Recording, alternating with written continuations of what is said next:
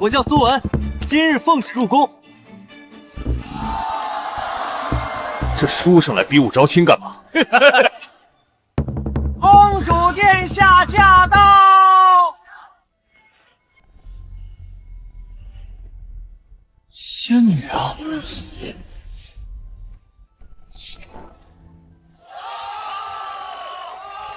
新瑶，这些都是来自各省的武状元。武状元，若不是北戎王子10万铁骑南下逼婚，相夫也不至于出此下策。相夫切莫自责。自从父皇病危卧床，相夫一直把新瑶当女儿一般照看。今日招亲规则改了，只有碰到本宫腰间铃铛之人，方可成为父母。这不妥吧？相夫，那北戎王子武道已达宗师，倘若他们连我都对付不了，那他日怎么抵抗北戎呢？都上来吧。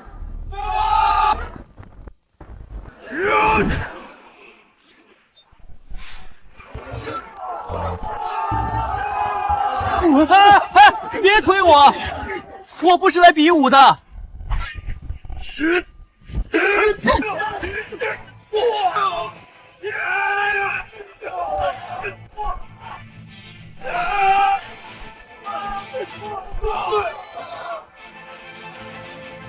你不要过来啊！我投降！别打我！没想到大前的最强武力竟这般不肯。小心！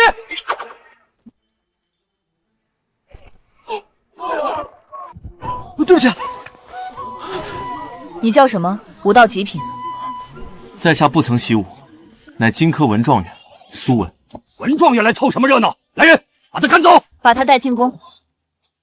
新瑶，他是一个不会武功的书生。君子一言，驷马难追。既然他碰到了铃铛，那他便是驸马。公主三思，苏某进宫是来就职书郎一职。当驸马不比当书郎好。来人，带他入宫，今晚洞房。把他杀了，驸马只能是本乡的人。母后，孩儿要出家了，你在天之灵也可以安息了。乔将军，卑职定会辅助新瑶找到剑仙，抵御北戎。不好了，公主！宫中突然冒出一伙杀手，正奔向寝宫。驸马，用不着今晚洞房吧？春宵一刻值千金，驸马爷，你就别让公主等你。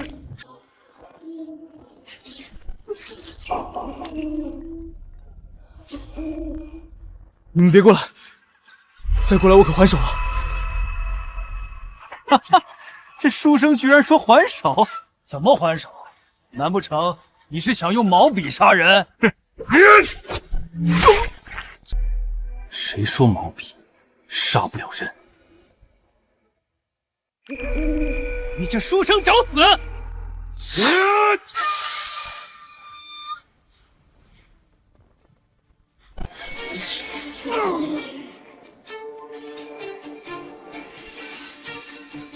这人实力至少在宗师之上。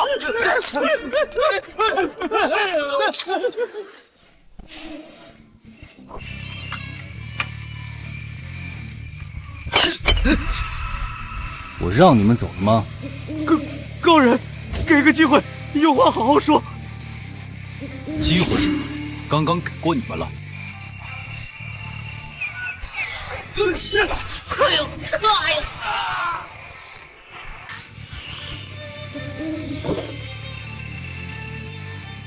本宫，要不是你当年救我一命，剑仙早就消失于世上。恩公替大前镇守边关10余载，到头来却遭奸臣出卖，被迫孤身守城。进了藏书阁，就能找到出卖乔将军的细作是谁。苏文，你没事吧？吓死苏某了！谁让你乱跑的？万一出事怎么办？以后在宫里，你必须寸步不离跟着本宫。武道大宗师的剑气。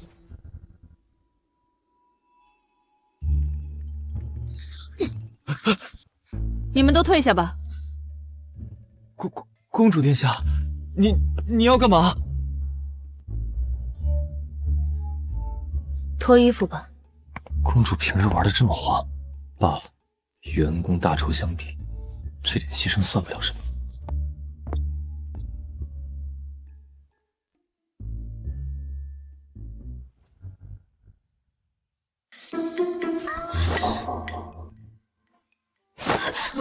你这是何意？洞房不是要脱衣服吗？你一个文弱书生也配跟我洞房？在下虽然不曾去过青楼，但也知道桌上的道具都是洞房时用的。这些是我编在你习武用的，不是用来洞房。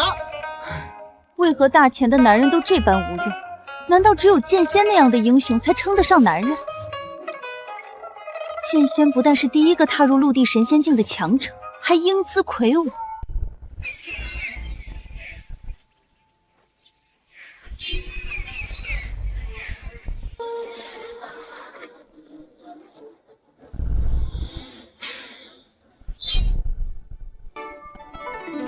原来公主如此仰慕剑仙，可剑仙并非公主想象这般魁梧。住嘴！不许你诋毁剑仙！剑仙可是能一剑抗衡10万北戎铁骑，你这书生根本不配对他评头论足。公主你还小，我不怪你。等你哪天发现误会了在下，定会后悔今日所言。你想和本宫洞房也不是不行，只要你能斩获一只军宫耳朵，那本宫就跟你洞一次房。果真？果真？所以你还不赶紧习武？习武，公主，在下自幼没有习武天赋，不行啊！男人不能说不行，赶紧开始！天哪，新婚姻就那么刺激，驸马爷真是不好当呀！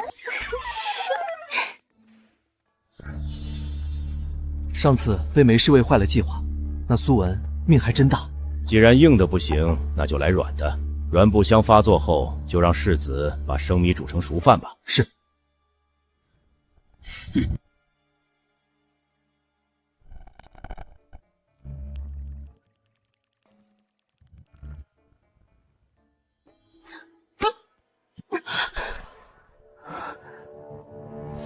软骨香。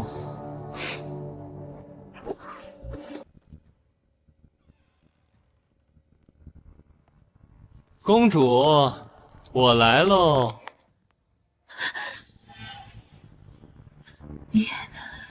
你是谁？我是谁不重要，今晚过后，我就是你的相公了。你不要过来啊！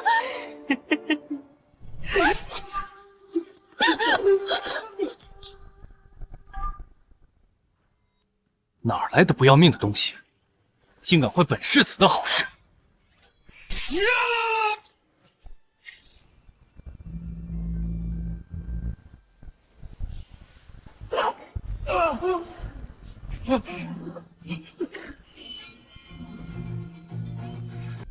剑气化形，莫非你是？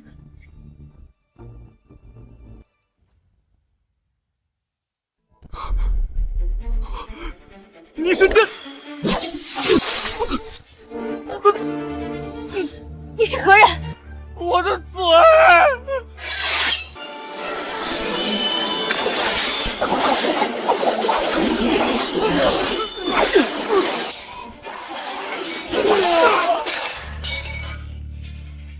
好可怕的剑气！即刻封锁整个寝宫，不得任何人出入。公主，你没事吧？刚刚有高手出现在宫中，务必要找到。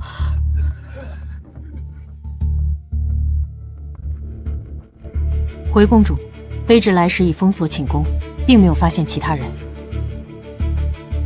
哼，肯定不是他。和上回一样的剑气，莫非潜伏在宫中的高手就是苏文？来人！公主，在下真的没天赋习武，所以我特意让张统领来教你，他可是大前最出名的教头。参见公主。这位是苏文，他不曾习武，你可看着点他。是。哼，仗就是我们这些武将打，妞就是你们这些文人睡。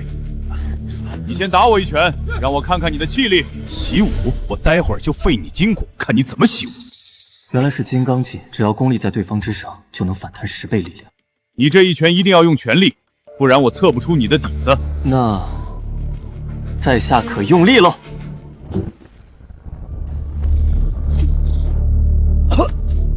什么？你真的不曾习武？在下真的不曾习武，手无缚鸡之力啊。张统领，我让你看着点，没让你让着他。你何时学会宫中内讨，开始变着法讨好驸马了？回禀公主，属下只是救急犯了，才出了差池。剑气是衡量武道的唯一标准，普通人的剑气能有1步，武道到达5者便能10步，30步便是宗师水平，50步就是大宗师。既然晃动了50步外的灯火，看来张统领已经摸到了大宗师的境界。宫中有张统领守护，无人敢犯。宫中都进了贼，还无人敢犯。若是安剑之下还能安然无事，我看你还怎么说自己不习武？给你搬近一些，赶紧开始吧。我这把佩剑比较轻，你用它吧。不是吧？1步前的灯火都灭不了。让剑气飞一会儿。不对，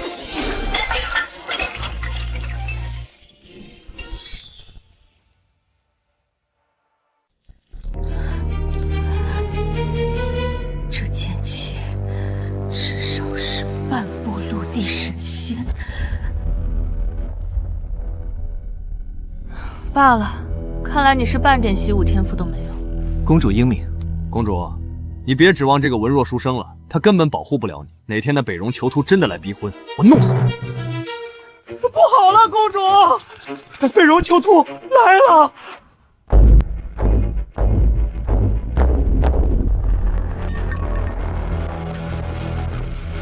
囚徒，你擅闯大前宫，也未免太放肆了。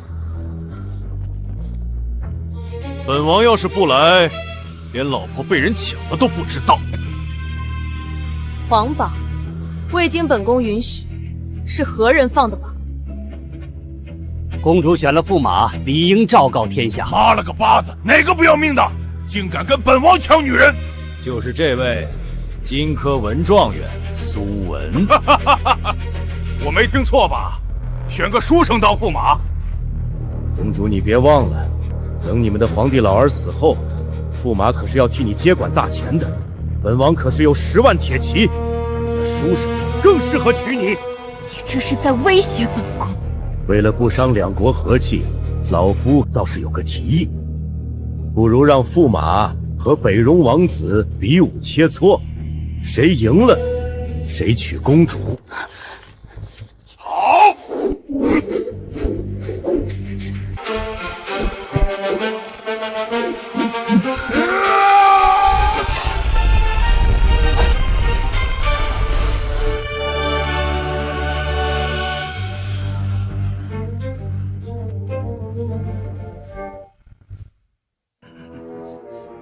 赶紧打吧！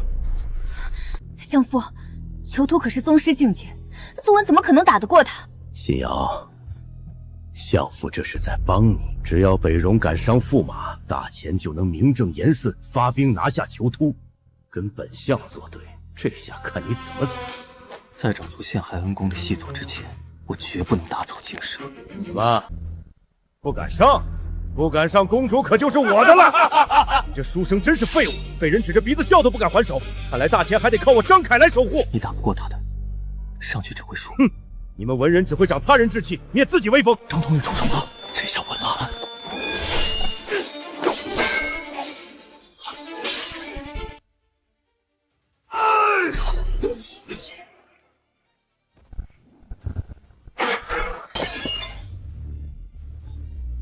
们大前的男人就这么不堪一击吗？看来只有我们北戎汉子才配得上公主。竟敢辱我大前！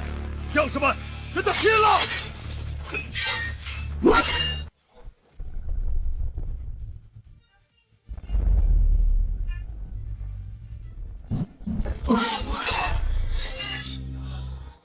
难道真的没有人能打得过囚突了？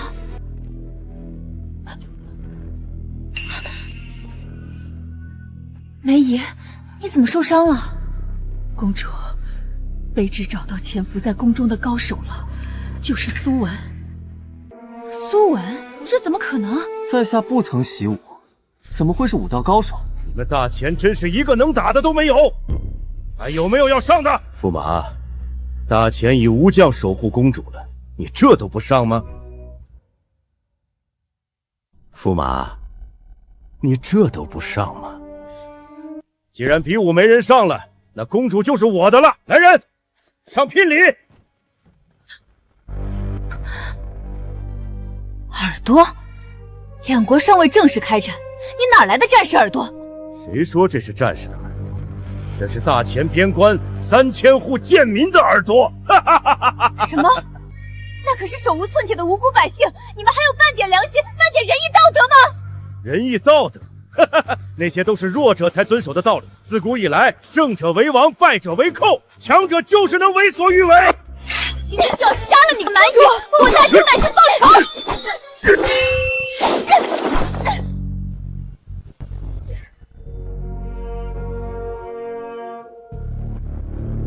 什么？囚徒王子的武道已经达到了大宗师，你们没人是他的对手。我赶紧缴械投降，乖乖做本王的娘子吧！就算我死了，也绝不像你个嗜杀成性的蛮夷！啊！你个疯婆子，赶紧松口！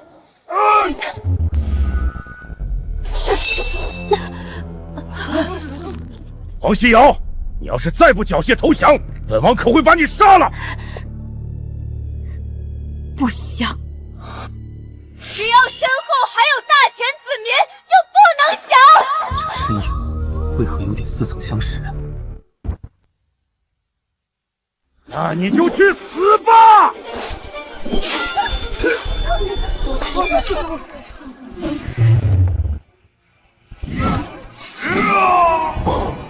这一起不思要残。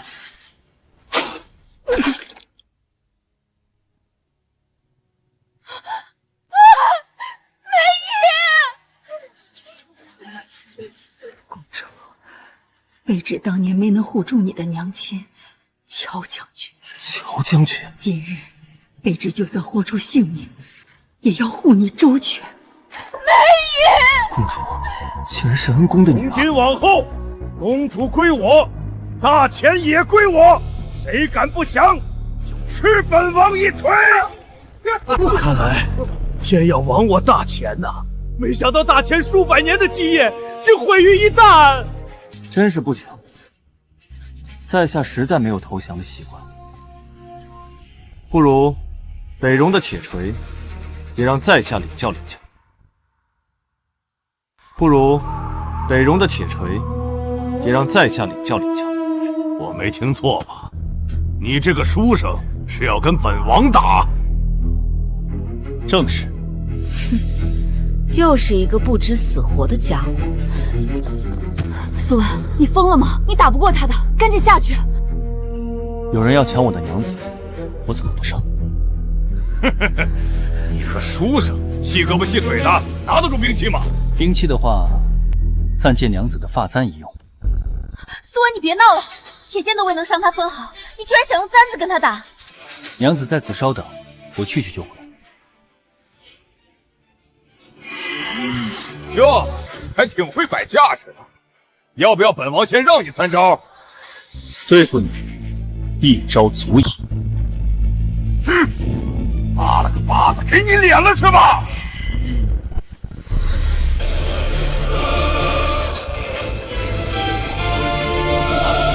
这剑气，难道这是？北戎蛮夷，看好了，这招叫做一剑双寒14招。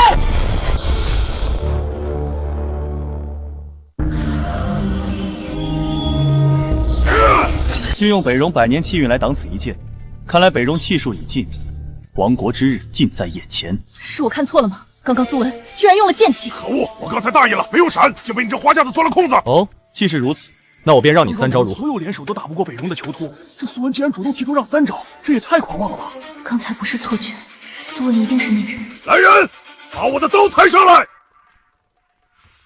是，传说中饮血无数的狼牙刀。传闻此刀重达100剑，锋利无比，大前数10名猛将都命丧其下。他竟用这等凶器对付苏文。好久没砍杀你们大前的大将了，这把刀早已饥渴难耐。说好的让你3招，不必客气，请吧。你个书生，死到临头还装腔作势，看我一刀斩倒你！我就用金刚镜接你这刀，你力量越大，经脉断得越快。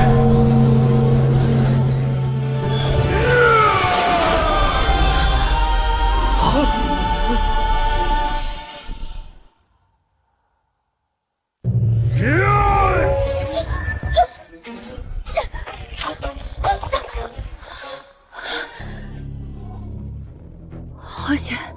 你推开我干嘛？你站在原地干嘛？要不是我及时推开了你，你就真被砍成2段了。要不是你推开我，他筋脉就断了。还真把自己当武道高手。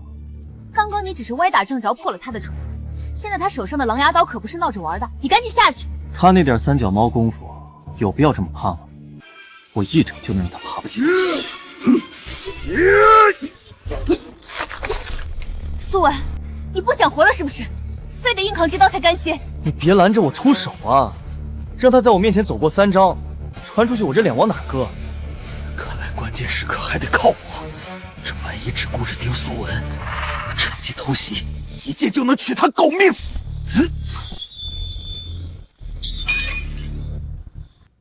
糟了，一旦狼牙刀失血后，就会进入狂暴。接下来的一刀将无人能挡，这里不是你能应付得了，赶紧躲一边！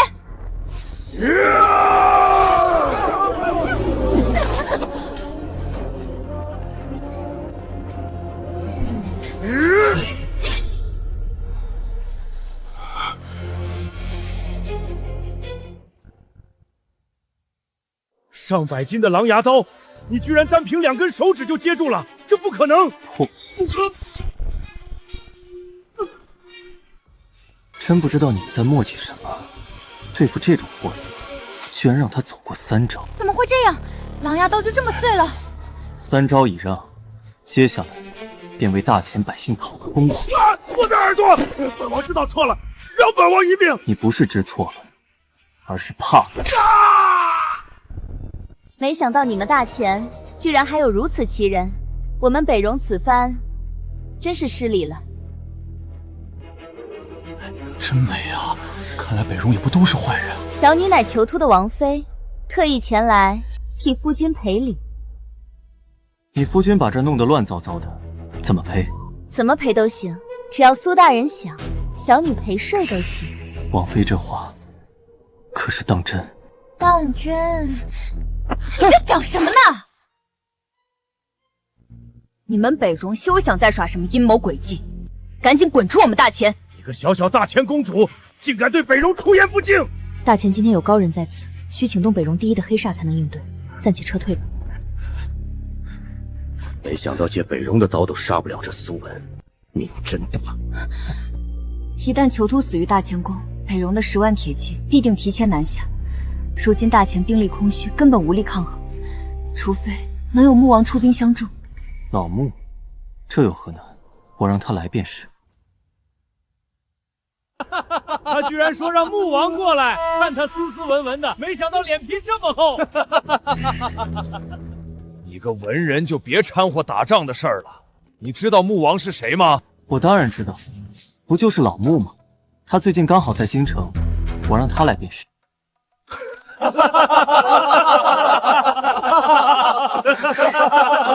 穆王可是一境之主，掌管20万府兵，是当年跟父皇一起打天下的大功臣。别说我了，连父皇圣旨都未必能调遣。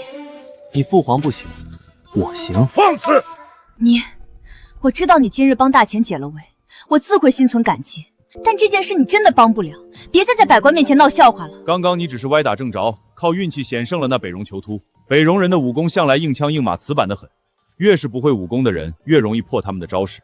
我就是吃了武道太高的亏，才被你捡了个现成。既然张统领觉得我是靠运气，不如我们在这儿比一比。你居然敢挑衅我！好，今日我便让你认清现实，把你打回原形。闹够了没？如今大敌当前，还有心思内斗？都给我回去养伤。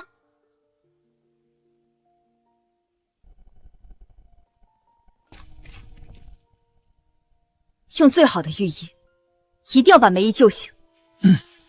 苏某记得公主说过，只要苏某拿下一个战功耳朵，就……本宫向来言而有信，之前答应你的洞房之事，自会兑现。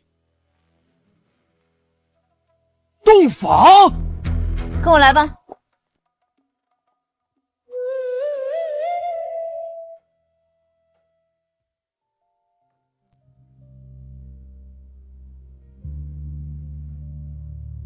你们都下去吧。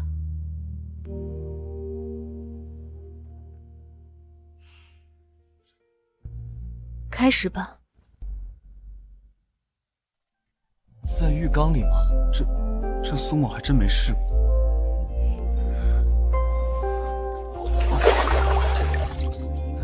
玩的这么刺激吗？不过我不会鄙视你的爱好。那就好，可能待会儿会有些疼，你得忍着点。那点疼算什么？只要公主开心就好。哎，公主不下来吗？我下来干嘛？这药浴是专门为你准备的。啊，药浴？不是鸳鸯浴吗？说好的洞房呢？你刚刚硬接了囚徒几招，应该受了不少内伤，需要通过药浴补回来，不然会留有后疾。我啥事儿都没有啊，不用整什么药浴，直接洞房就可以了。你只是表面没事，实则五脏六腑出血了，这些只有习武之人才懂，跟你解释不了。我真没事啊，直接洞房吧。放心，我会兑现承诺的，但现在你先好好养伤。刚才那几招怎么伤到我？我可是剑仙，我是不会受伤的。你是什么仙都不好使，乖乖给我泡药浴。你们这些文人真是弱。你倒的是什么呀？你这么弱，我当然用的都是大补之药。大补？不行了，我现在浑身是劲，要是不发泄出来，就要走火入魔了。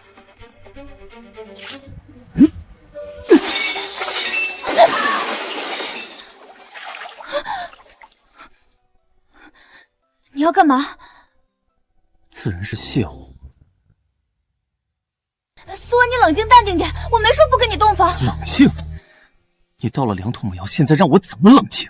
我现在火气很大。着火了！曹叔阁，着火了！公主殿下，阁中文档全部烧毁了。什么？是装煤油的坛子。藏书阁素来只用蜡烛照明，严禁带入油灯或煤油，看来是有人蓄意放火。陷害恩公的细作居然开始销毁证据，莫非是我的身份暴露了？不过好在重要的文件已经转移内阁，烧毁的只是些旧书籍。内阁？怎么他们敢去哪儿呢？他们正赶去朝会呢。本宫并未传召，何来朝会？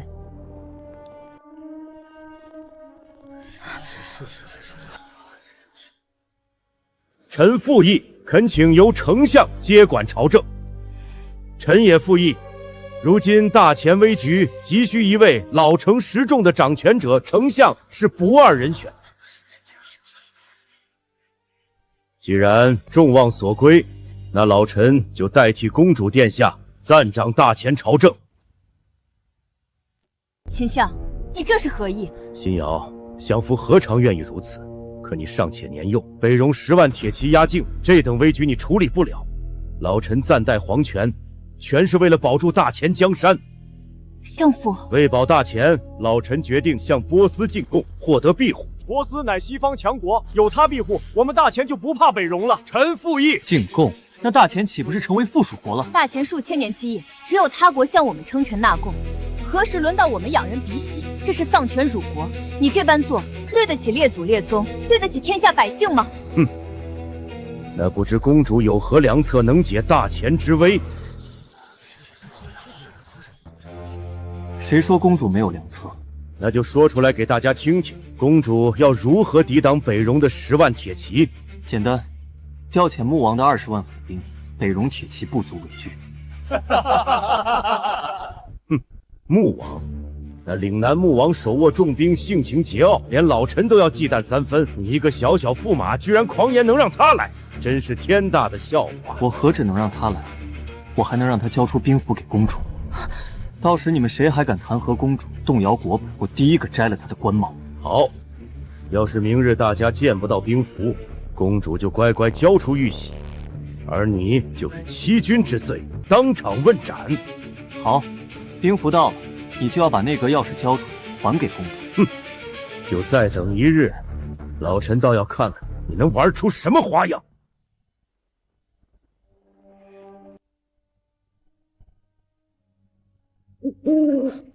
不必等明日，我现在就。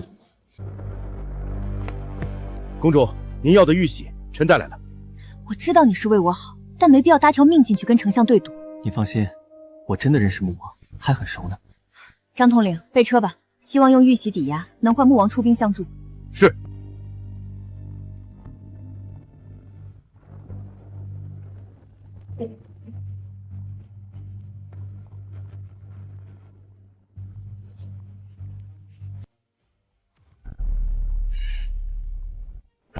立马掉头进攻！我要找我的好兄弟。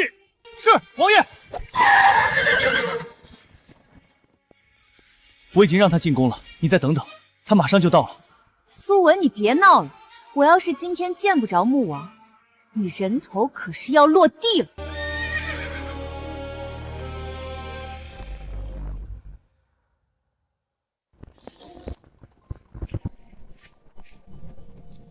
张统领，启程吧。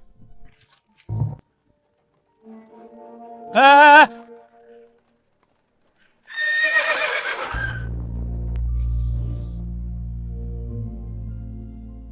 苏兄，别来无恙啊！你怎么才来啊？老穆，你这是干嘛？折煞我了！苏兄，当年穆家老小遭北戎围困，是你用玉佩请动了武林盟主王先知，击退了波斯刺客。这份再造之恩，穆青永世不敢忘。是兄弟就别提这些，你是大前柱石，不能有事。数年未见，今日重逢，怎能不喝酒？喝酒？公主找不到穆王，应该会自己回来吧？行，那就小酌一碗，小酌一碗。大哥今天找我啥事儿？也没什么事，想问你要个兵符。兵符？小事儿，大哥要我就给。兵符不在身，明天我让人亲自送到你手里。谢了。我帮了你一个忙，你能不能也帮我一个？说，我那个宝贝女儿说非你不嫁，不如你就娶了吧。我把你当兄弟，你竟然想让我叫你爹？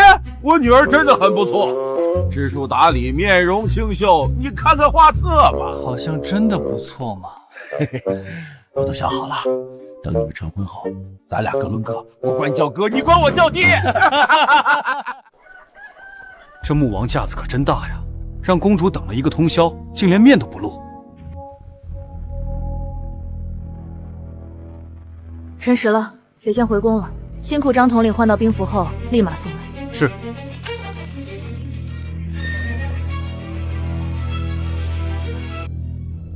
众卿不必担忧，穆王兵符已然到手，绝不让北戎铁骑踏入大前半步。是吗？可刚刚边关来报，北戎铁骑已经打入关了。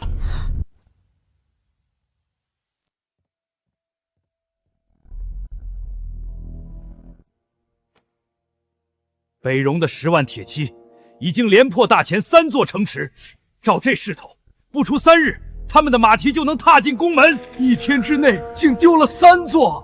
北戎铁骑素来凶残，所到之处烧杀抢掠，寸草不生。一旦兵临城下，如何是好？公主殿下，大前在你手中只会面临亡国。今日你必须以大局为重，即刻让出皇权。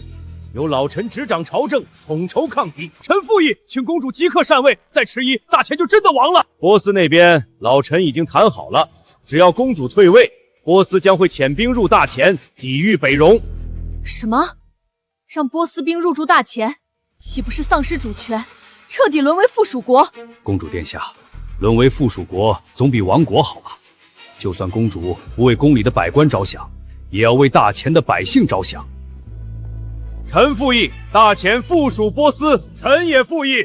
本宫绝不会同意。只要穆王府兵一到，北戎铁骑不足为惧。那敢问公主，穆王兵符何在？在路上。那就是没有。老臣请公主立刻让出皇位。谁说公主没有兵符的？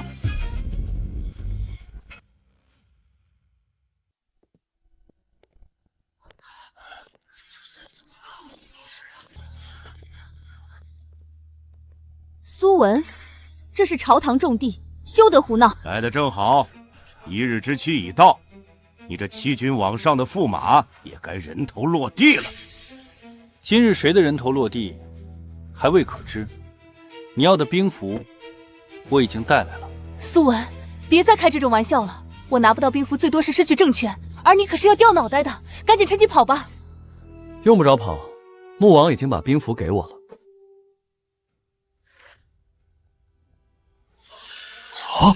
兵符，这是真的？不信你可以自己看，里面还有20万穆王府兵的血诏书，誓死效忠大前。是穆王的亲笔，大前有救了。这不可能！丞相，你疯了！公主尚且见不到穆王的面，她一个小小驸马，怎么可能拿到穆王的血诏书？这分明就是你伪造的，这兵符也是假的！守卫兵，把驸马拿下！我看谁敢！穆王我已经叫来了，兵符是真是假，自然分晓。痴人说梦！穆王何等身份，岂容你一个小小驸马能随意传唤？伪造兵符乃是株连九族的死罪！今日我便替穆王将这欺君贼子就地正法！穆王到！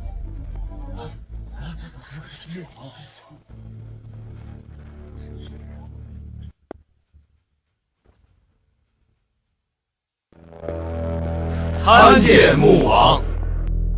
穆王您来得正好，老夫抓拿了一个伪造兵符的贼徒，正准备就地正法。伪造兵符？正是，此人正是当今的驸马苏文。你说他？穆王息怒，老夫这就将此人头颅砍下，送到穆王府上谢罪。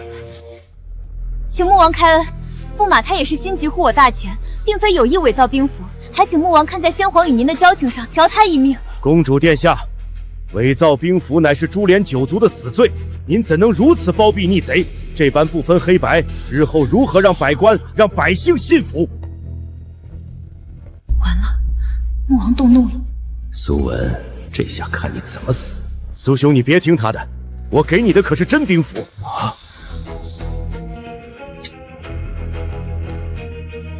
你看，这可是赤金打造，半点不假。穆王怎么对苏文这么毕恭毕敬？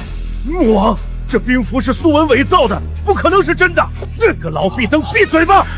这兵符就是真的，本王亲自送到他手中，岂能有假？新瑶，穆王20万府兵，现在就交到你手里。丞相，你输了，把内阁钥匙交出来吧。哼，别以为有了兵权就能坐稳这皇位。2日后，波斯国女王来访，要与我大前交流武艺。若是届时失了国体，丢了颜面，老臣必联合百官弹劾殿下。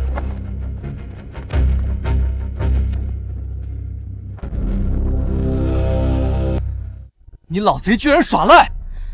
怪我太晚看清丞相老贼的狼子野心，如今百官大多倒向丞相，我这执政公主之位已经是有名无实的空架子。若是我帮公主解决波斯比武的事，就能夺回政权，顺理成章拿回内阁，就能找到恩公被害的证据。公主请放心，苏某会帮你拿回政权。苏文应该没这么大本事，兵符也只是穆王看在玉玺的份上才送的。你呀，安安分分当好你的驸马就好。北戎那边有穆王的20万府兵顶着，一时半会儿翻不起风浪。可波斯那边怕是没那么好对付。波斯女王名义上是来交流武艺，实则是来试探我大前的虚实。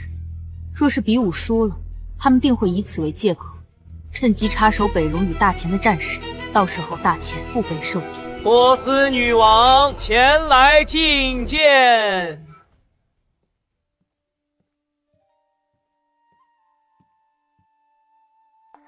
阿纳尔今日来给大钱送帖，送帖，头发居然是卷的。波斯的女子果然别有一番风情，看来大钱开疆拓土，事不宜迟。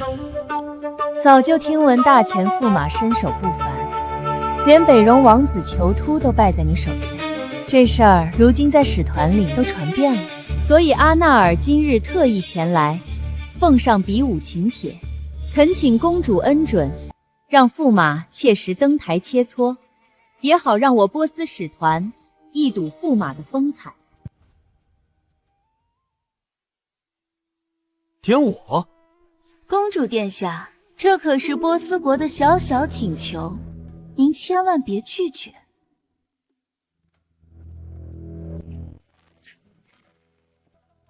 他们波斯是不是点我了？波斯武者多出自西域门派，招式阴狠毒辣，还惯会用些旁门左道的手段。这比武交流稍有不慎，怕是连性命都要搭进去。公主放心，武艺交流之事，本王愿意登台。虽然我不是什么武林高手，但八品实力还是有的，应付几个波斯人绰绰有余。那真是太好了，星瑶代表大钱谢过穆王。公主不必多礼。但这次波斯点名要苏文上，可惜他没有习武天赋，这可怎么办好？实在不行，本王输送2成功力给苏兄。这怎么可以？苏文只是一个小小驸马，怎敢耗费穆王的功力？万万使不得！公主此言差矣，苏兄不只是驸马，还是我穆某的大哥，甚至还是未来的亲家。亲家？没什么，他昨天喝大酒了，说胡话呢。苏兄，比武的事莫慌，等我酒气散了，我再传功给你。快走吧，快走吧。公主，你看我身体已无大碍，洞房的诺言是不是该兑现了？果然是书生本色，满脑子就惦记着这些。堂堂大钱公主，不会说话不算话吗？你去床上等着，我换身衣服就来。哟，洞房，洞房！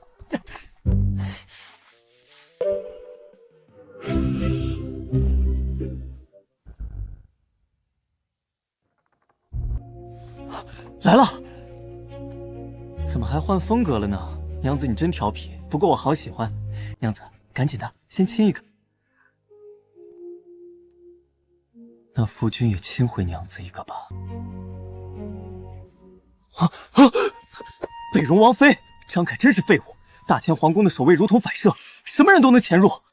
苏大人不必惊慌，小女不是来刺杀，而是来兑现赔罪之恩的。你别过来，你可是有丈夫，我也是有妻子。你有妻子，我有丈夫，这不是更刺激吗？简直不知廉耻！你们北戎之人，难道就没有半点道德底线吗？苏大人，我都打听过了，你只是个工具驸马，我也是个工具王妃，咱俩都是有名无实的人。就算睡一起了，也不算不道德。我很爱我的娘子，我不会背叛她的。别装了，苏大人，哪有男人不偷吃的？再说了，在你们大钱，男人3妻4妾不很正常吗？大不了他做大，我做小。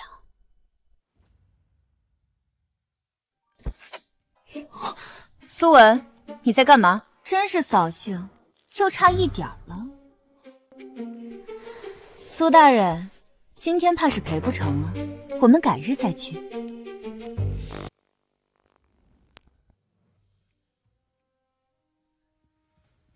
说，为什么房间里会有别的女人？她是北戎派来的刺客。你当我傻呀？你们都快亲上了，还刺客？那是美人计呀！哼，你去哪儿啊？说好的洞房呢？洞房？你找别的女人洞去吧！北戎人要坏我洞房，我饶不了你。真不用，苏兄，你就别跟老弟客气了。真是暴殄天物，穆王的内力何等珍贵，给这手无缚鸡之力的书生简直是糟蹋。万一待会儿比武出了什么岔子，这书生就是第一罪人。苏兄，你身子底子弱，我不敢多传，只给了你2成功力，虽不足以碾压对手，但自保已是绰绰有余。老穆，这份账我苏某记下。这是你第一次登台比武，要多加小心。要是打不过了，立马认输，老弟会立刻出手阻止。波斯使团到。终于来了。听闻大前乃人人习武，是个尚武之国，连天下第一的剑仙都出自大前。今日难得丞相牵线比武交流，真是波斯荣幸。比武会友乃是增进两国情谊的美事，波斯使团远道而来，得让我大前百官瞧瞧西域武学的风采。待会儿比武可要全力以赴啊！说吧，你们这次想怎么比？简单，我们比3局，分别是内力、兵器、功法。按你们大前的规矩，3局2胜，谁先拿下2局，即为这次比武的胜者。波斯使团可是慕驸马之名而来，驸马还不快登台应战？驸马请吧，驸马身手卓绝，若是第1局便上，传出去反倒显得我大前以强凌弱，欺负远道而来的客人。希望穆王能先赢2局，那就没所谓的事儿。我先上。你们想先比什么？第1局比内力，双方以内力接触，哪一方的人能战到最后，则哪一方先胜1局。我来会你，请。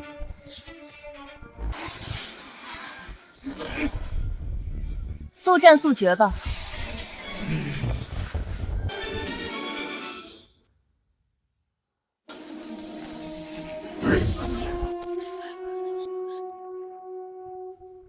那我来会会你。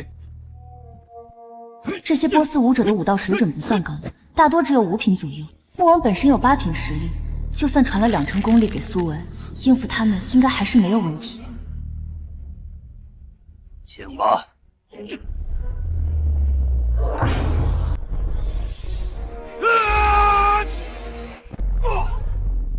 真是承让了。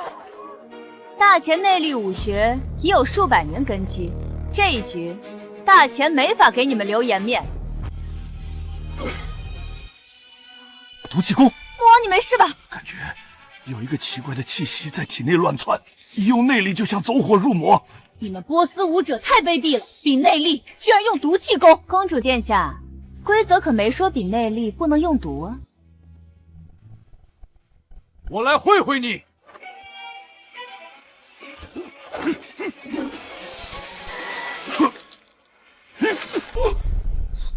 穆王，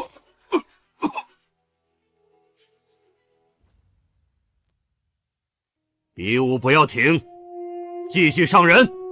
公主，若是对面用毒气功，我们这局继续上去只会白送，不如先让一局，到了比兵器，让卑职来扳回一城。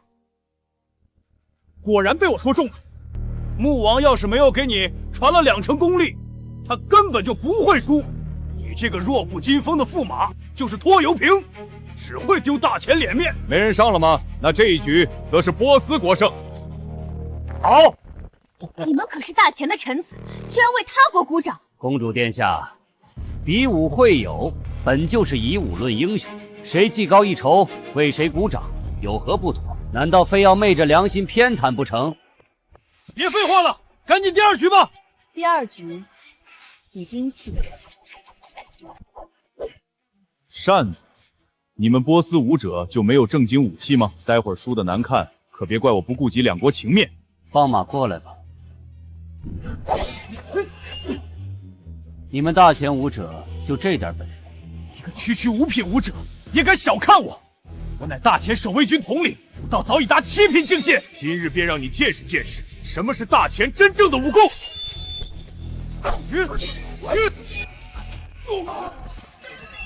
为什么一击我就站不起来了？西域兵器形制特殊，招式诡谲，你们从未接触过，自然不知如何招架。这一局若是大前再输，此次比武的胜方便是我波斯了。怎么，驸马大人，你还没打算登台吗？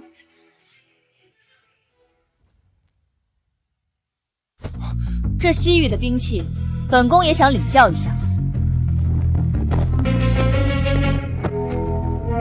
能与大前的公主比试，真是小人的荣幸。真是恶心，表面文质彬彬，背地却修炼的是歪门邪道。少废话，出招吧！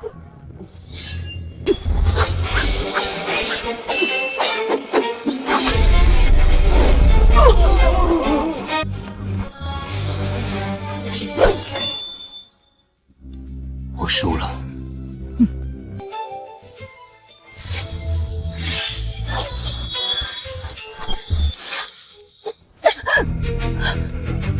信瑶，你们怎么能使用暗器？我们这局比的是武器，暗器也是武器。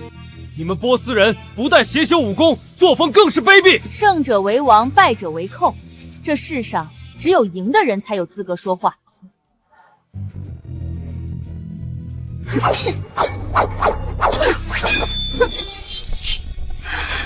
我们认输了，赶紧停手！喂，都说认输了，你们怎么不停下来？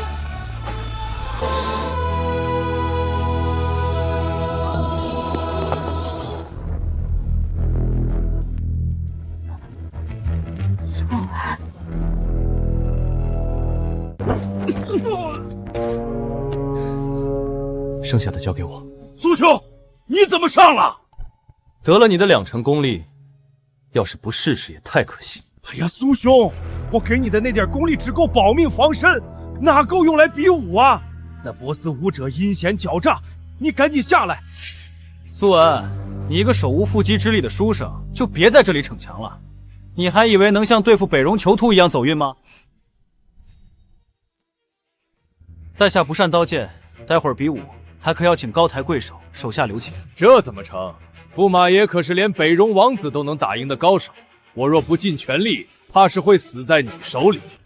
可恶！原来他们早就知道苏文不会武功，一定是丞相老贼把苏文的底细泄露给了波斯人，故意设下这个局，想要借机杀了他。苏兄小心啊！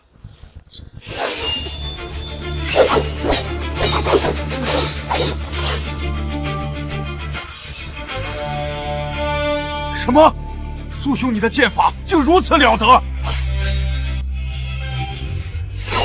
苏兄，你居然还会功法！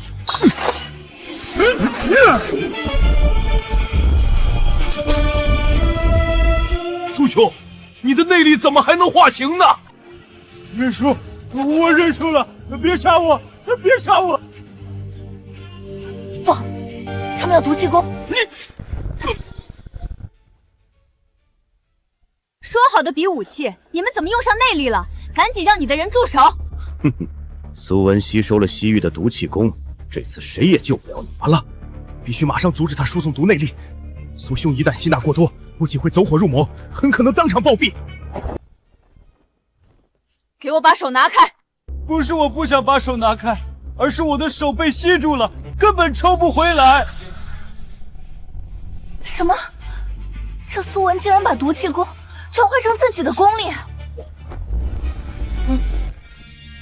多谢大前公主出手相助，不然我这20年的功力都要被吸干了。吸干？感谢波斯武者手下留情，让苏某险胜。波斯使团这第2局比试还有人上吗？若是无人，那这一局便是我大前胜。丞相老儿，鼓掌呀！刚刚你们不是说比武会友，哪边赢了就为哪边鼓掌吗？怎么，大前赢了，您不鼓掌？闹剧该结束了。蛤蟆功，莫非是西域第一欧丽豪？第3局比功法，我们波斯派出的是西域第1人西毒欧丽豪。什么？居然是4大绝世高手之一的欧丽豪！他的绝世神功蛤蟆功可是在西域打遍无敌手。这是大前与波斯的比武交流，你们竟然请外援参战，吃相也太难看了。你们大前不是有剑仙吗？你可以请他过来，我们波斯使团不介意。你要是这么说，我可就真来了。一般人见到我，要么直接投降，要么吓得屁滚尿流。你一个手无缚鸡之力的书生，居然还敢应战，不怕死吗？在下自然怕死，但这只是比武会友。苏某建议点到为止，这样对大家都好。第3局我们不比了，我们认输。你干嘛？这局不比我们就输了？输了也比送命强。对面可是西域第1人，我们这里没人是他的对手，上去也是白白送死。上了擂台就得打。波斯使团千里迢迢而来，诚意满满。驸马大人怎好扫了人家的兴？只要上了擂台，你只能被抬下去。那我跟你打！我也来。我也来。怎么，你们大钱想要4打1，还讲不讲江湖规矩了？对付你们这种卑鄙小人，不需要讲什么江湖规矩。其中要害了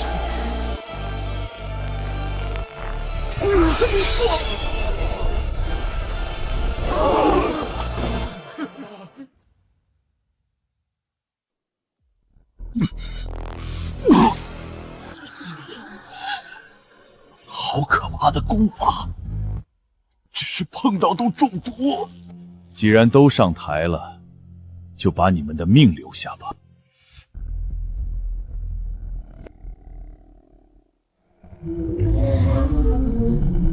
他要用蛤蟆功，你们先下去，我来应付。你先下去，这里我来应付。什么啊！赶紧下去！这蛤蟆功我们有5道功底，勉强能挡，你碰一下就会死。你们都死吧！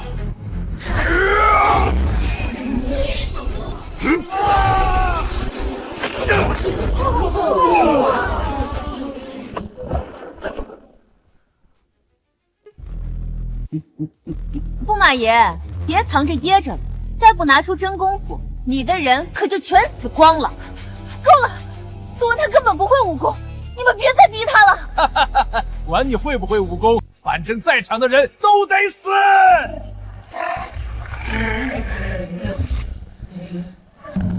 既然你们这么想死，那我就成全你们。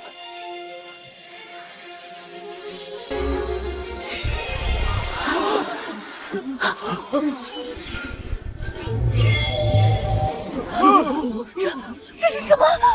也让你们波斯看看大钱的绝世功法。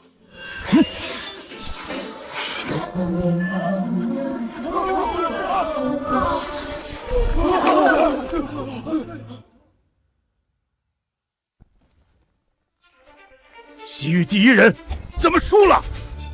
刚刚是我眼花了吧？好像看见一个巨大的虚像。这是什么功法？你想学啊？我教你。我可是堂堂西域第一人，你一个书生居然妄言教我！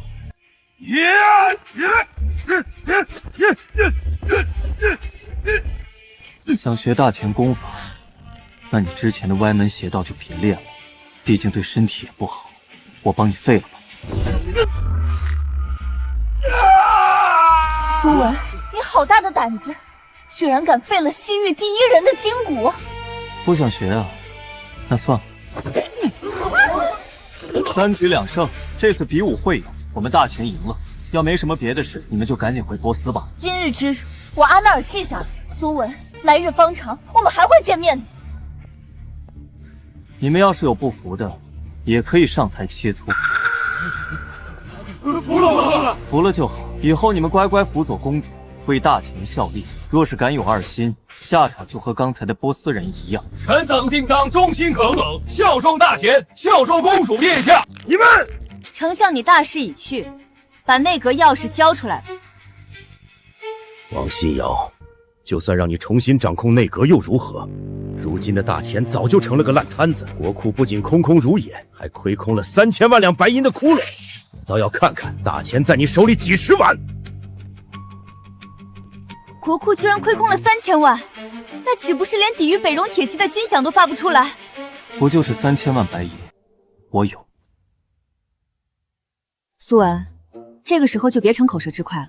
让我相信你有3000万白银，还不如让我相信你是剑仙。你个书生，知道3000万白银是什么概念吗？大钱一年国库流水也不过1000万，你居然说你能拿出来？苏兄，穆王府向来不设公务，没什么额外收入，这次怕是真帮不上你了。你们都不信我？好，我还以为你要掏出什么天价银票，原来是一张白纸。你拿这几个字去找到沈三万，让他给你换3000万两白银。沈三万？你说的是那个富可敌国、掌控江南半数盐铁生意的沈员外？一个字换1000万两，你真当自己一字万金啊？幸好你提醒，北戎铁骑不好对付，应该换多些钱当军饷。还债来吧，4个字，换4000万。赶紧去吧，我不会骗你。不是我不想相信你，而是这也太扯了吧。公主殿下，你放心去换钱吧，苏兄的能耐可不是我们能想象的。行吧，今日比武辛苦大家了，都先回去休息吧。是。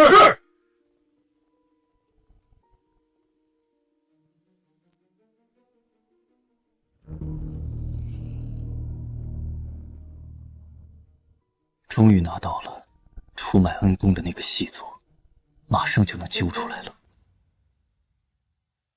公主，您不会真信了驸马爷的话吧？就凭那几个字，真能换得几千万两白银？如今军饷告急，只能死马当活马医。此次微服出巡，就是不想让外人知道皇家沦落到要向商户讨钱的地步。待会儿见到沈员外，你切记改口。是，小姐。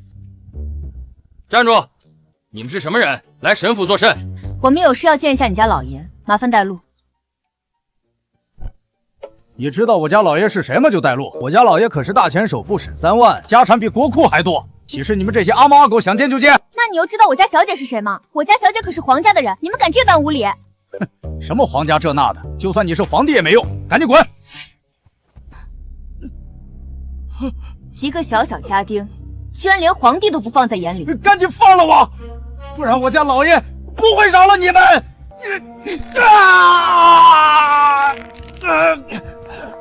何人在沈府闹事？我们是来找沈员外的，有要事商榷。我家老爷日理万机，可没空见闲杂人等，你们请回吧。我这里有一张字条，你只需交给沈老爷过目，他自然会出来见我们。字条，落款人是苏文。没想到字条真的有用，这苏文也不是一无是处。这字条正是苏文写下的，他说沈老爷看到这几个字就会换出银两。就凭这几个破字想换钱，我看你们是想钱想疯了。你这是做什么？我家老爷可是大钱首富，怎么可能会欠别人的债？你真当我是傻子？来人！你们不仅敢来沈府骗钱，还打伤我家下人。今日若是不替老爷教训你们一顿，我沈府的颜面何在？给我上，把他们打趴在地！早就说了，驸马随手写的几个字怎么可能管用？还不如公主你直接亮身份好使呢。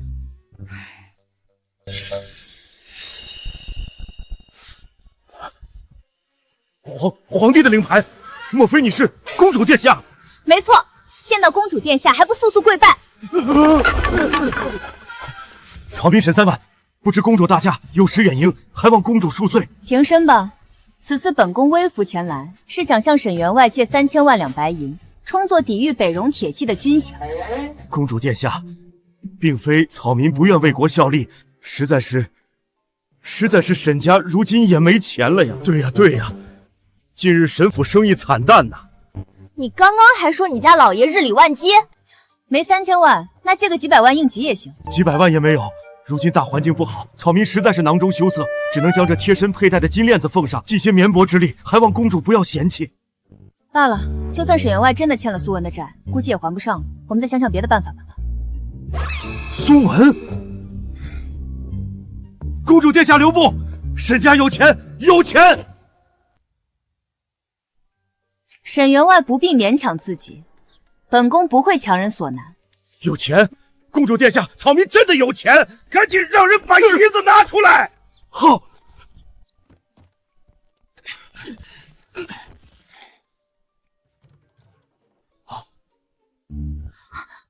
刚刚本宫问你的时候，你不是说没钱吗？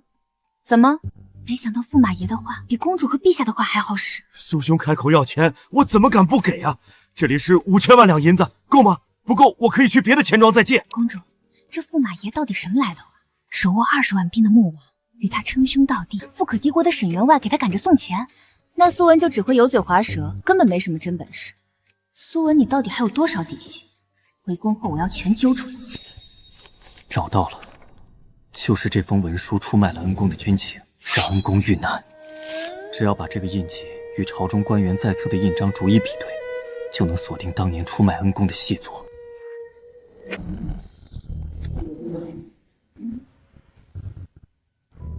又是你，北荣王妃。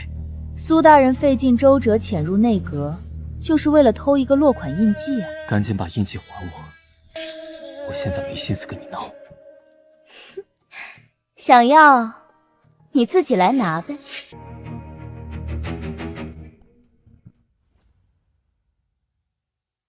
把落款印记还我，不然我可杀了你。你要是杀了我，就一辈子都不知道大钱的细作是谁。你怎么知道我在找他？赶紧告诉我细作是谁！想要我说也不是不可以，只要你愿意跟我归顺北荣，作为交换，我就告诉你大钱的细作身份。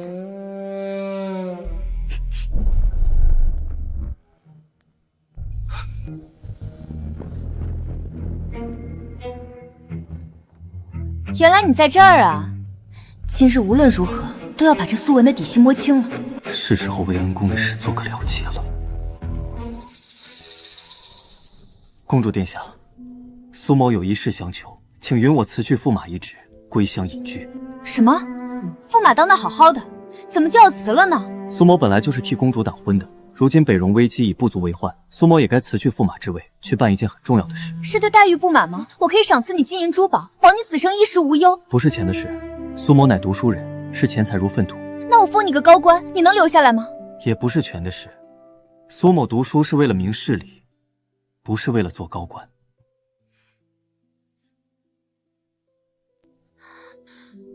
那说好的洞房，你也不想兑现了吗？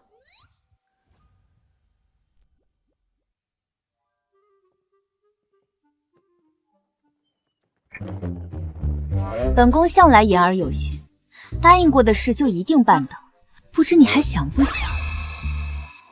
既然公主盛情相邀，那苏某也不好推脱公主的好意。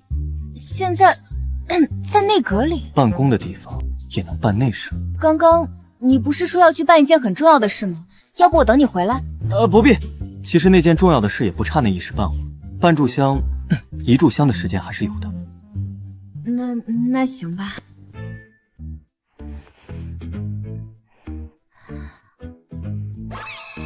公主，你这是在干嘛？我听宫女说，那个之前这样有助加快节奏。不用了，我的节奏到了。等会儿，要不我们先喝杯酒？好啊。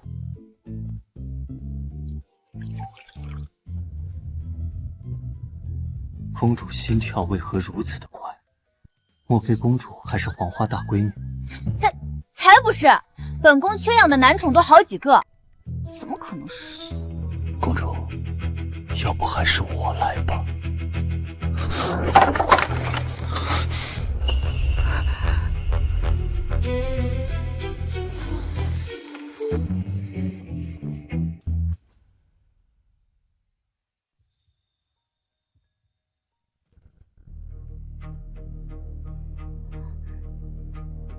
要不我们还是回房间吧。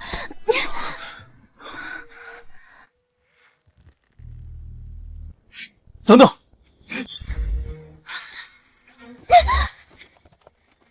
苏文，非得在桌上洞房吗？有刺客！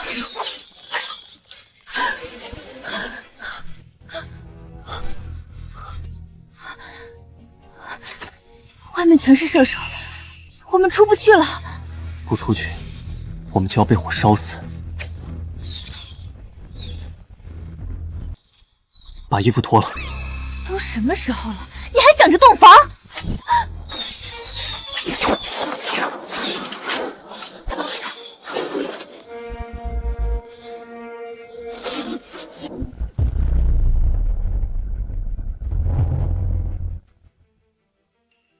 就我一掌居然没事，你是武道大宗师？撤！别让他们跑了，把大乾宫都封锁了！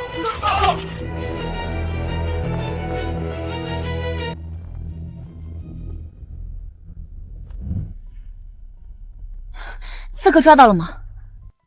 张统领追去了，没留下太多信息，只知道是个大宗师级别的高手。何人如此大胆，居然敢入宫行刺？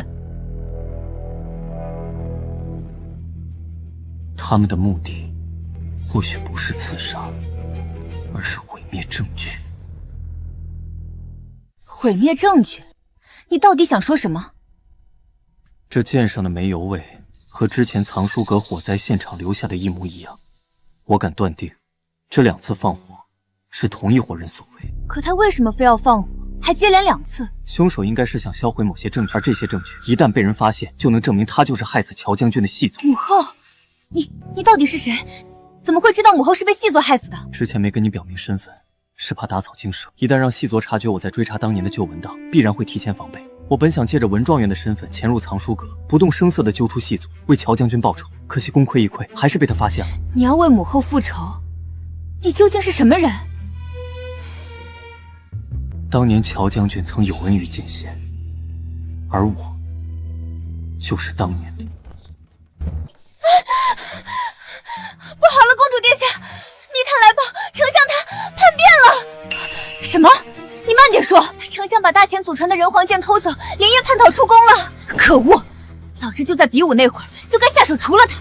这个节骨眼上出头，会是做贼心虚。你是说放火之人就是这丞相老贼？我早对他有所怀疑，但北荣怎会与大前的丞相合作？因为丞相一直以来都是求和派。梅姨，你身子还没恢复，需卧床休息。这10几年来，丞相与乔将军在朝堂上明争暗斗了无数次，丞相始终主张对北荣求和，哪怕割地赔款也在所不惜。可乔将军性子刚烈，坚决不愿退让，执意挂帅出征守土，两人的积怨早已深重。这么一来，丞相老贼放火的动机就完全说得通了，因为他知道，一旦当年通敌的文档被查出，他的细作身份就瞒不住了。如今放火败露，更是连夜出逃。可恶的老贼！我母后在前线抗敌，他竟然在背地放暗箭。华春，密探查到老贼逃去哪儿了吗？回公主殿下，尚未确定，绝不能让这老贼逃出京城，否则再想抓回来就难如登天了。不急，等张统领把刺客带回，稍加逼问便知老贼下落。如今各处宫门已经封锁，刺客逃不掉的，应该很快就能抓到。张统领，刺客在哪儿？刺客消失了。什么？我们封锁了所有出口，除了陛下寝宫没去之外，我们把宫里每个房间都翻了个遍，一点线索都没有。这几个刺客就像凭空消失了一样。凭空消失？这怎么可能？我可能知道那老贼去哪儿了。方才北荣王妃要用细作的信息与我交换，并约我再次见面。那还等什么？带我去！不行，那可是北荣在京城的一个窝点，里面有多少人根本不清楚，太危险了。那就更应该带我去啊！如果我不去，谁保护你？既然细作身份已经锁定，那我不装了。我并非什么文状元，而是天下第一的剑仙。我摊牌了。你是剑仙？公主殿下，苏文功力高深莫测，远在卑职之上。他说的或许是真的。就你这身板也敢说自己是剑仙？真当本宫这么好骗？信瑶，苏文，我知道穆王传了几成你功力，让你在波斯使团面前显摆了几招。可这功力毕竟不是你的，未必每次都能稳定发挥。公主殿下，卑职请命一同前去捉拿老贼。梅姨，我知道你想替母后报仇，但你现在最重要的是把身子养好。殿下，这是命令。梅姨，你这是……如此关键时刻，卑职不能守护殿下，只好把功力全部传给殿下，祝殿下能突破武道大宗师。梅姨，张统领在。你率人严守大前宫，尤其是父皇的寝宫。父皇瘫痪在床，务必加倍警惕，防止刺客折返偷袭。华春，你安排一行侍卫暗中跟随接应。奴婢明白。走，苏文，我跟你一起去捉拿老贼。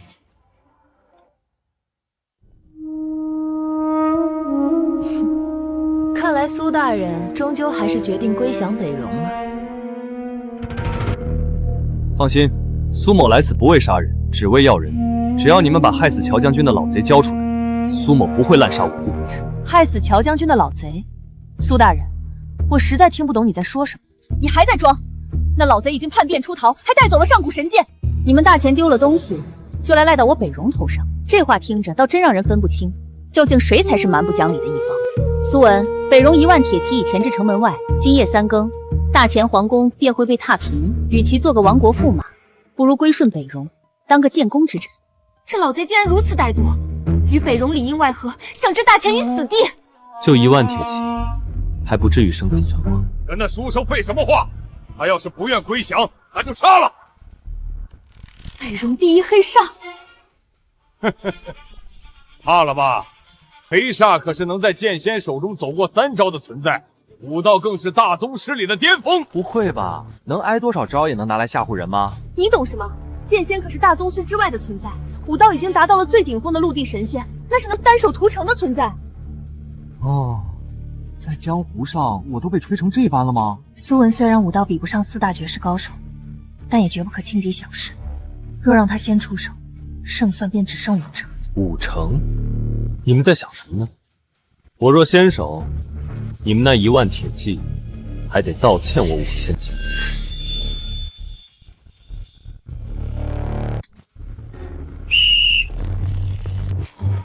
还好本宫留了一手，早猜到北戎人没什么好屁。你这书生真是狡猾！本王好意劝降，你居然带兵设伏！这兵不是我带的。来人，带驸马离开。你确定？这屋里武道最高的可是我！赶紧走！对面可是北戎第一的黑煞，我现在半步大宗师，应该能拖延一些时间。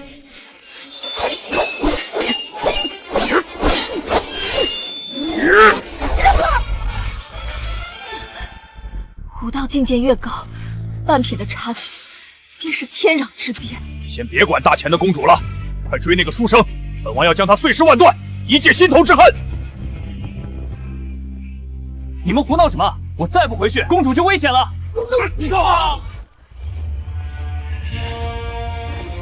臭书生，你跑不掉了！我有北戎第一的黑煞坐镇，城外还有1万铁骑待命。你今天只有一个下场，那就是死。既然你们这么上赶着死，那在下就成全你们吧。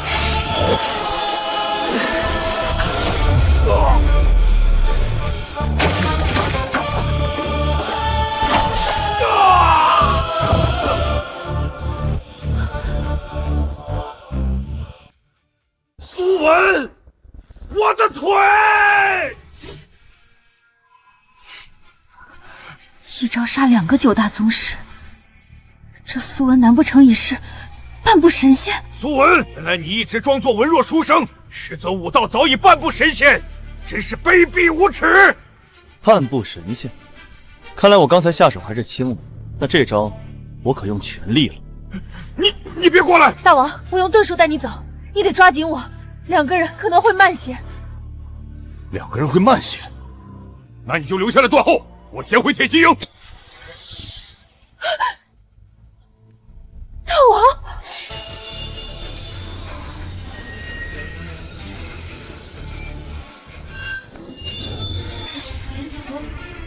立刻攻城，给本王把大前宫踏平了！什么？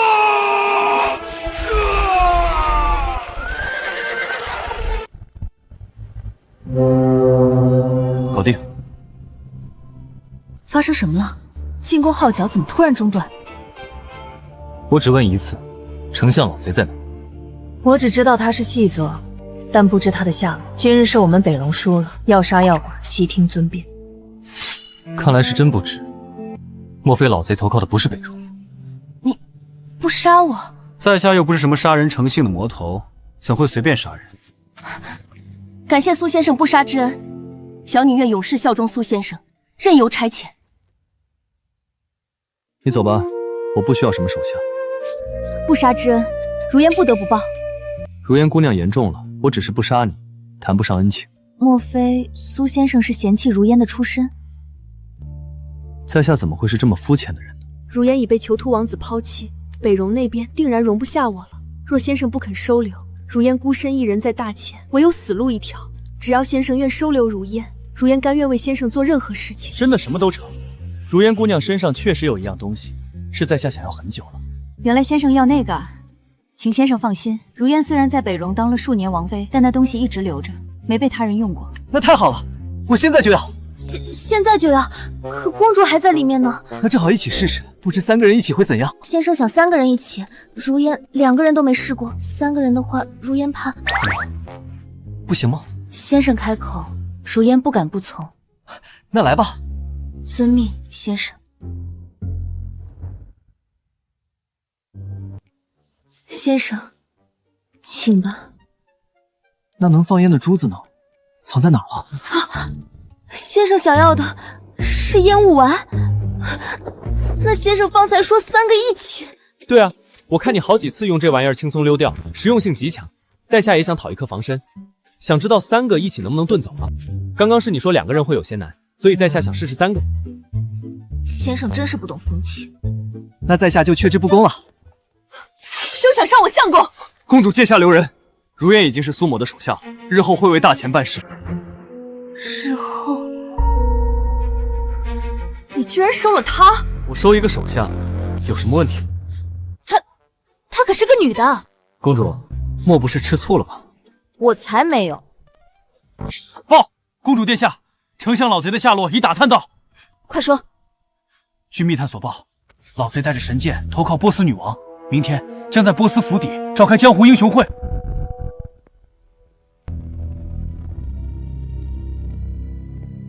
阿纳尔女王，这便是大钱的上古神剑人皇剑。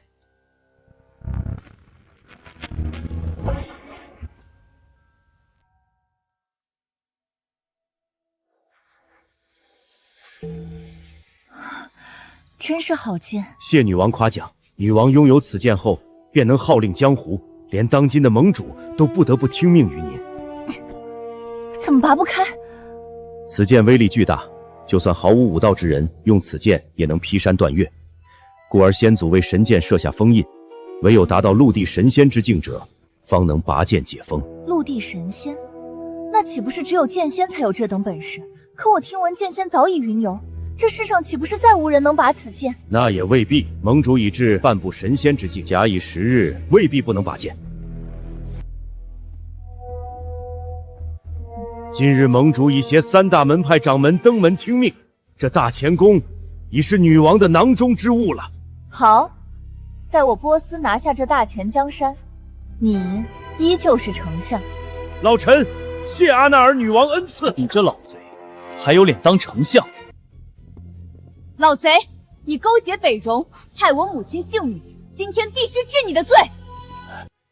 老夫不知你们在说什么。你们大钱人真是越来越没规矩了，竟敢擅闯我波斯使馆，还有没有王法？这是我们大钱的事，与波斯无关，人交出来，我立马就走。老夫如今已不是大钱人，而是入籍波斯，不受大钱王法管束。你这狗贼，不但卖国，连祖宗都背弃了。既然你们不肯交人，就别怪我们硬抢了。神剑在我手上，3大门派即将集结于此，你真要在这里动手，与整个江湖为敌？3大门派是有点东西，但不多。何人口出狂言，竟连3大门派都不放在眼里？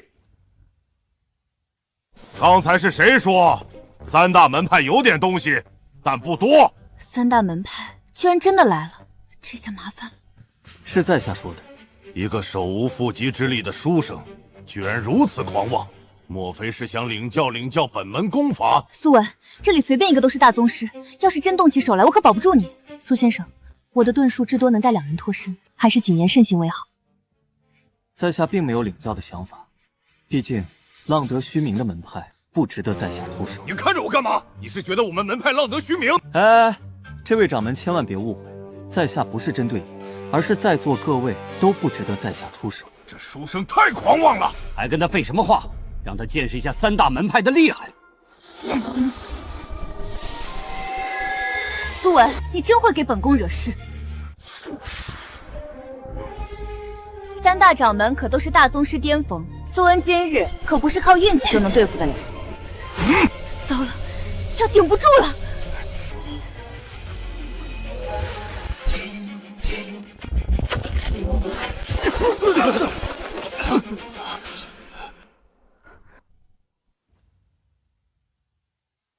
我居然能与3大掌门抗衡了，看来我也踏入大宗师之列了。3大掌门也不过如此，看来所谓大门派多半是浪得虚名。怎么会这样？三大掌门居然败下阵来！我们只是看你们是晚辈，所以留了力，才被你们险胜一招。既如此，那就再比一次。这次你们可别留力了。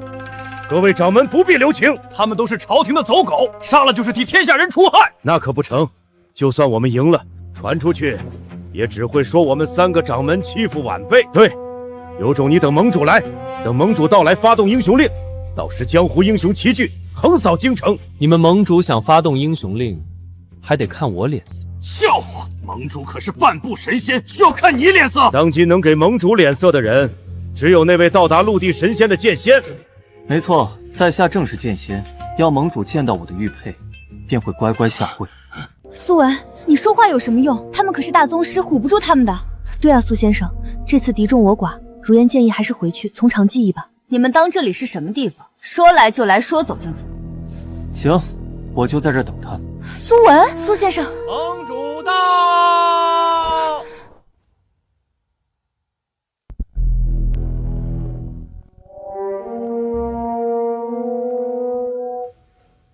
拜见盟主。这就是半步神仙吗？隔着数米也能感受到恐怖如斯的气息。此次盟主愿意出山讨伐朝廷，真是大前子民的福气。如今朝廷腐败不堪，贪功北伐，全然不顾百姓死活。老夫恳请盟主发动英雄令，请盟主发动英雄令，推翻朝廷。叛国老贼，你休在这里恶人先告状。这些年是你在舞弊朝廷，腐败皆是因你而起。若真要讨伐，第一个就该讨伐你这个狗贼！盟主明鉴，老夫就是看不惯朝廷的所作所为，隐忍负重将神剑带出宫。老夫所做的一切，都是为了天下的百姓。你分明是在颠倒黑白。请盟主替天行道，处决这帮乱臣贼子，尤其是那个书生油嘴滑舌，祸乱人间。请诸位放心，本座会给天下人一个交代。本座处事向来讲究公道，给你们3人先出招机会，本座再还一招。你们若是还能活着，本座便饶你们。半步神仙一招，怎么可能还活着？看来盟主是一丝生机都不给。你确定要我先出招吗？玉佩，晚辈王先知见过剑仙大人。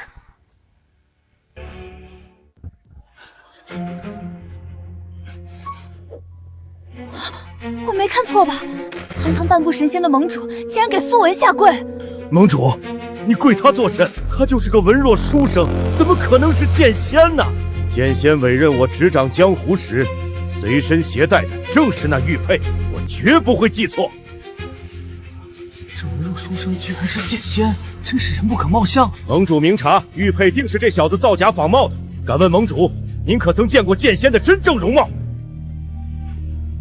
剑仙向来以斗笠掩面示人，本座确实没见过真容。哎呀，盟主，你这是被这狡猾的书生骗了，他已经不是一次靠这招吓唬人了。可本座能感觉到他的功力非凡，绝非一个书生所能有。他的功力都是穆王传的，盟主别被他唬住了。没错，上次两国比武交流时，穆王当众传他功力，我们都可作证。好，你对我有所质疑，大可比试比试。盟主跟他比，只要盟主出手，这书生立马就会露出毛脚。放肆！他要是真的剑仙，那我可活不了了。我有一计，能验证他是不是剑仙。这柄人皇剑，唯有武道达到陆地神仙之境者，方能拔出。若他真是剑仙，想必一定能拔出此剑。苏文，你敢拔剑吗？糟了，一旦拔剑，苏文就要露馅。对呀，只要让他拔剑，就知道他是不是真的剑仙。怎么不敢？我为什么要拔剑自证？这事对我一点好处都没有。那行，我们可以对赌一把。若你能拔出神剑，那神剑就归还给你；若拔不出，我要你苏文在波斯给我当狗。我就不用你当狗了，养狗我没兴趣，倒是波斯女仆，倒是还没试。大胆苏文，居然想让卑撒女王给你当女仆！是你们要打赌的，既然赌不起，那就算了。这书生太会吓唬人，若不能证明他是假剑仙，在场人都不敢对他动手。好，反正你拔不出这剑，结果只会是你输。好。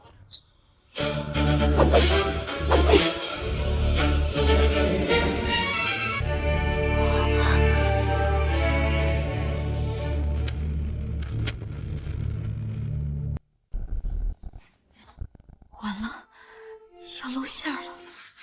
哈哈哈哈哈！他拔不出剑，老夫就说这书生在吓唬大家吧。苏文，你输了。大胆书生，居然敢冒充剑仙戏耍本座！今日，本座便先斩了你书生！苏文，小心！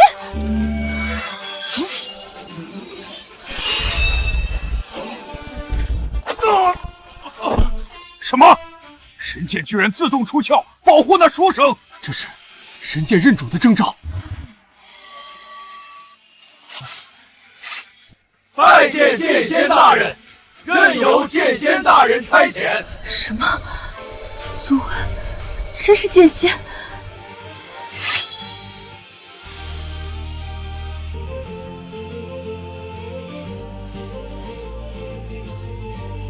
如今大敌当前，武林跟朝廷更应团结一致，只有诸位同心协力，天下才能太平。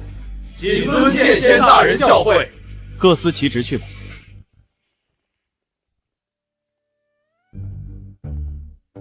剑我拔出来了，现在你应该叫我什么？主人。哎，乖。剑仙大人饶命！是小人有眼无珠，求大人饶小人一条狗命啊！你这卖国细作，不但通敌北戎，还害死乔将军，还想活命？细作我承认，但乔将军真不是我害死的。你这老贼死到临头还不承认？我真没有啊！设局害死乔将军的人其实是……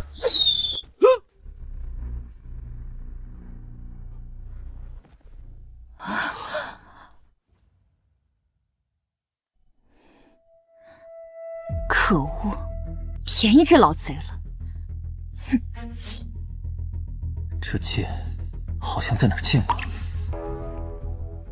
如今细作已除，苏先生为何还忧心忡忡？没，我只是还有些事没想明白。苏文，如今母后大仇得报，你我也是时候履行之前的承诺了。承诺？什么承诺？自然是洞房花烛的承诺。主人要洞房，女仆怎能不随侍在侧？心瑶，你其实不用勉强自己，洞不洞房，在下并不在意。这次并非勉强，是我心甘情愿的。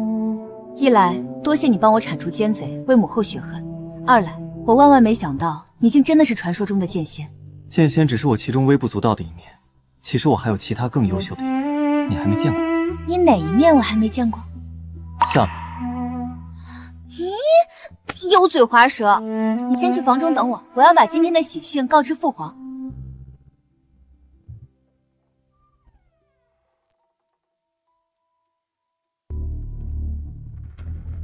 苏先生，这两支剑有什么好看的呢？这杀死老贼的暗箭和内阁那晚放火的箭是出自同一人之手。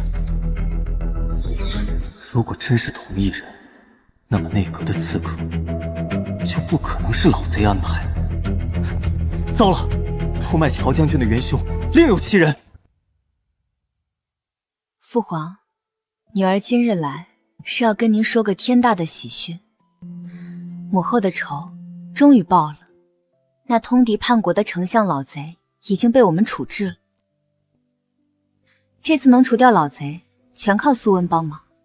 他不仅智谋过人，还能号令群雄，是个值得托付的人。女儿打算将来把皇位传给他，让他来打理大前的江山。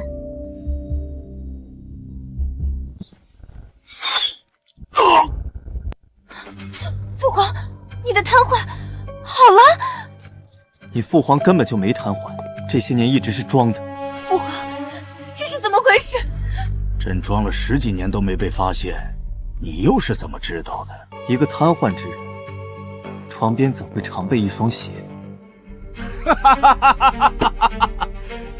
朕布下这么完美的一盘棋，竟栽在了一双鞋子。好，朕不装了。七要小心！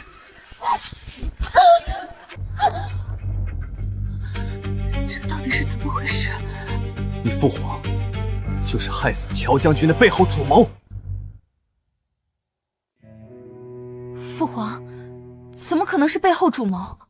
你还记得内阁放火的刺客吗？记得，当时张统领封锁了所有出口，但一个刺客都找不到，就像消失了一样。他们根本没有消失，而是躲到了你父皇的寝宫，而其中一位刺客正是你的父皇。不错。什么？当时我们没有猜错，2次放火确实是同一拨人，但我们猜错了放火的主谋。想要销毁文档的不是丞相老贼，而是他。而射死丞相的暗箭也是你父皇所射，为的就是杀人灭口。父皇，这到底是为什么？母后待你一片真心，你为什么要这么对她？要怪就怪你娘功高盖主，这些年她手握兵权，威望甚至压过朕。朕若是不设计除了她，那大钱都要姓乔了。本来朕在闭关期间指望丞相牵制住你，但没想到这老东西这么不中用，连一个书生都解决不了，害朕不得不提前出关，亲自收拾残局。什么？丞相的所作所为都是你默许的？你有把我当你的女儿吗？在权力面前，亲情一文不值。既然你们知道了朕的秘密，那就去死吧！苏文，朕闭关10载，习练100余名大宗师的功力，这一掌，就算你是陆地神仙也得死。苏文，谁说我现在只是陆地神仙？这怎么可能？你竟毫发无伤！父皇，你收手吧，再这般执迷不悟，会遭天谴的。